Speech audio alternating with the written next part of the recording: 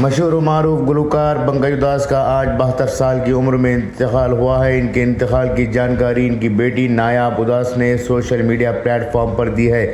پنکج اداس گزشتہ کئی دنوں سے علیل تھے اور اسپتال میں ان کا علاج چل رہا تھا۔ ان کے انتقال کی خبر سے فلم انڈسٹری اور ان کی چاہنے والوں میں غم و اندوہ کی لہر دوڑ گئی ہے۔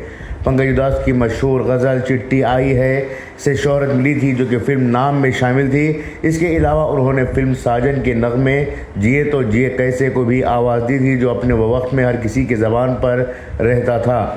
پنکج اداس کے انتقال سے متعلق فیملی ذرائع نے خبر رساں ایجنسی پی ٹی آئی کو بھی اطلاع دی ہے۔ بتایا گیا ہے کہ برٹش کینڈی اسپتال میں ان کا علاج چل رہا تھا، جہاں تقریباً 11 بجے صبح انہوں نے آخری سانس لی۔ پنکج اداس کی بیٹی نایاب نے سوشل میڈیا پلیٹ فارم پر اپنے والد کے انتقال کی خبر دیتے ہوئے لکھا کہ بہت تکلیف کے ساتھ ہم آپ کو پدم شری پنکج اداس کے 26 فروری 2024 کو طویل علالت کے سبب افسوسناک انتقال کی خبر دے رہے ہیں۔